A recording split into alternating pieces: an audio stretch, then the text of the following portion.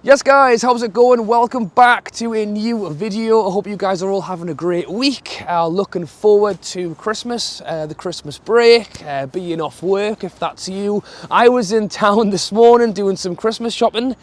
It's so busy. It is so busy. My advice is, if you've not done your shopping yet, give up. Just give up. That's what I did this afternoon and came down here to do a video about Newcastle United instead. Thankfully, I pretty much got everything I needed, so we're all good. But it's been great to see the return of Newcastle United. We saw the win in the friendly game. We saw the win just about in the cup game with the draw tonight for the quarter-final, so fingers crossed we get a good one. And then I cannot wait to see the return of the Premier League as well. Leicester on Boxing Day, Leeds on New Year's Eve, and then we head into January, where we also have the January window, and that is what we are going to talk about in today's video. We will talk about specific players like James Maddison. You know, we've been linked with him since the summer now, and it's one that I think a lot of Newcastle fans are very excited about. Could it happen? Could it not happen? He has said some, quite good things in interviews about the fact that when he was away with England, he was chatting on with the Newcastle lads. So we will talk a bit about him and some other players. But I wanted to kind of go into what will Newcastle look to try and achieve this January window. What kind of player are we going for? Is there a specific position? Is there a specific type of player? I think it's quite interesting to go into that. So that is the plan for today. As I say, the January window is one that can often be quite tough. It's one where players are quite often more expensive than maybe they normally are. But generally speaking, we will be active. I think we will definitely be active in this window. You think that we are going into this January window in third place. We are stepping into this window in third place in the Premier League. And, talk to any Newcastle fan before the start of the season, and I think if you offer any sort of European position, I said if we got 7th, I would be totally over the moon. And look, I'll stand by it, Some Europa League conference, some, European football back at St James's Park of any kind would be a tremendous achievement, considering we only just didn't get relegated last season. Well, we actually proved ourselves way more than that in the end, but you know what I mean. And now to find ourselves in third place, I think you've got to go for it. And it's not to say that we'll finish in third or that we'll finish in the top 4, but to go into the second half of a season having played so well in the first half and the chance to try and add to that and go that step further, I think that's something Newcastle will really try and go for. In terms of what type of players Newcastle go for, we already know about Eddie Howe's, no idiot policy. He wants to bring in players that will get on with the squad, have a certain mentality, want to be part of the side and grow with the team. It is, as much as we're doing so well this season, it's really a year into a project, and you want players who want to be a part of that. A great example is the fact that the World Cup's ended and, some teams obviously got further in the tournament than others did, and that means they've played longer and maybe need a rest. But generally speaking, all of our players came straight back and have got back involved straight away. I think a lot of players have, but I think Eddie Howe spoke about it in an interview on the fact that he was sat the players down and said, look, let's get back into it. And it just shows that's the type of player that we want. But in terms of footballing ability and where they can play on the pitch, that's an interesting one because, look back to the summer window, there were certain positions on the pitch that we went, right, we need a new winger, we need a new striker, a new midfielder, we need this and we need that. Generally speaking, we had a very good first half of the season, and you look at Miggy, form of his life. Callum Wilson, when he's fit, for me, is one of the best strikers in the Premier League. Then you've got Isak behind him. Over on the other side, maybe St Max / Joe Linton, but generally speaking, they're good players. In the middle of midfield, Bruno, Joe Linton, Willock. It's been a little bit touch and go the last few games, but still a very good player. And then the best defensive record in the Premier League, even with Dan Burn at left back. So there's not really a position on the pitch you look at and go, right, when we get into this January window, we need that player.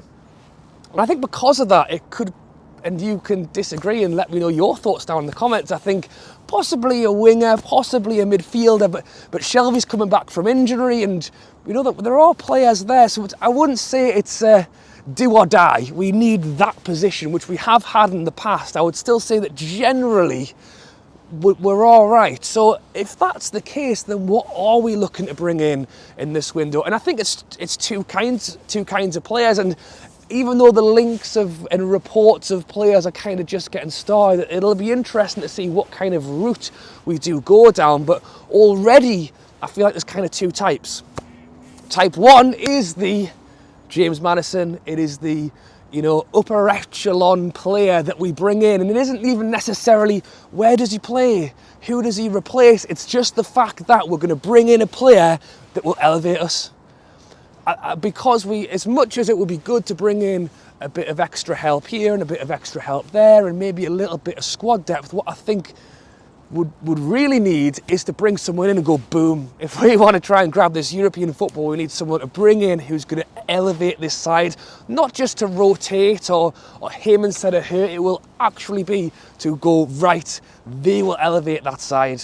And then the other side of it, and we've seen a few links as well, is younger players. And I think that's something that Eddie Howe is doing right now. If you look at kind of contracts that are expiring, you can see straight away that a lot of the older players' contracts are on the way down. And I'm also even going to get into the fact that if we do bring in players, we should potentially look at moving players on as well. But generally speaking, you look at the likes of Ashby from West Ham, who we were linked with in the summer. His contract's coming to a close very soon. We're linked with him, 21 years old, right back. He's not going to play ahead of Kieran Trippier, really. But what he can do is start to build the youngsters up now behind some of these more elite, trusted players. Speaking about right backs, another one we've been linked with is Fresneda. Hopefully I've said that vaguely right. He is a Spanish right back, just 18 years old, also linked with Arsenal. And as I say, these are like the links that are kind of coming out. It's either up there player or the youngsters. I think the time of bringing a player in for the sake of it because we need numbers isn't really the tactic here. The tactic is, yes, look at youngsters who can help, but also what we really need to try and hit that next step in the hope of grabbing European football is bringing in a big player. And in January, those players are not cheap.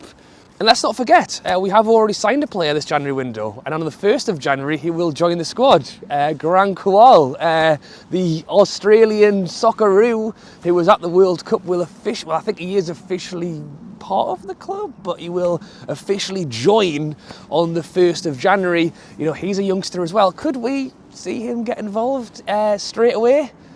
I think the announcement could well be he's joined and will already have had a deal lined up on loan. You'd imagine that because we actually confirmed it so long ago, that if he is going to go on loan, it may well already be organised. But could he be a youngster that could come into maybe the under-21 setup? To be honest, he looked that good in the Australian team. Maybe we could give him a chance in the first squad. But that's the thing, we're looking at young players with opportunities to maybe move some of the older players on. Dummett's coming to the end. It's strange though, because I just can't, unless Dummett agreed to just take a step back and not be in the squad, I think he retires at the end of it. I don't really see him going somewhere else. Matt Ritchie, what's his plan? Is he going to maybe join the backroom staff? Could we ask him to maybe even start doing that in January, just to release a space? Because we haven't seen them. That we haven't actually seen them at all. I think Dermot's actually got an injury at the moment, but that's the thing. We want to try and slowly move and look. Great servants. When a lot of people put Dummett down, I was an advocate of his for quite a few years.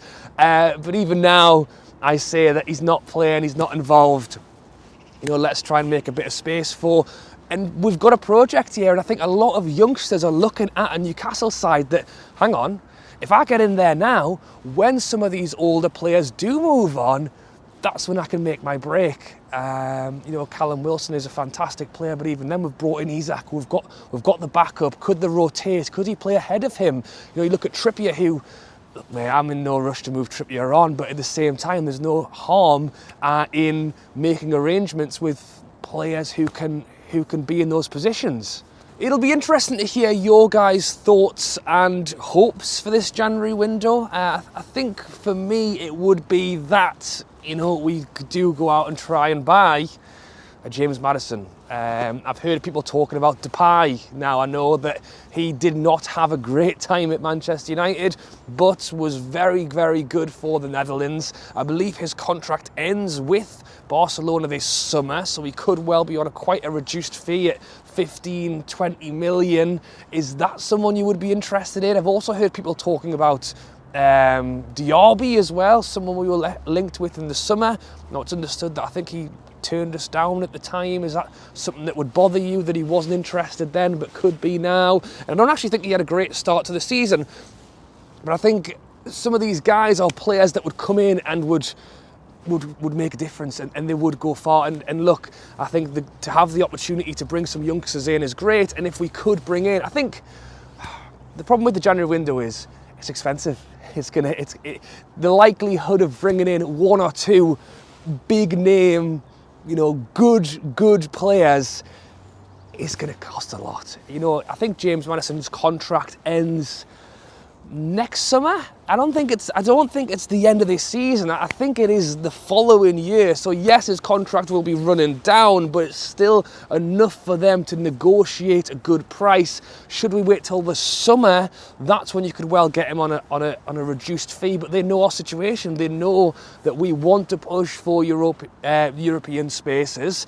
They know that we need a player to come in and really help drive that. He's someone who's been linked with for ages, and Leicester aren't just going to give him away for free. I think if we are able to bring in a big name, it will not come cheap.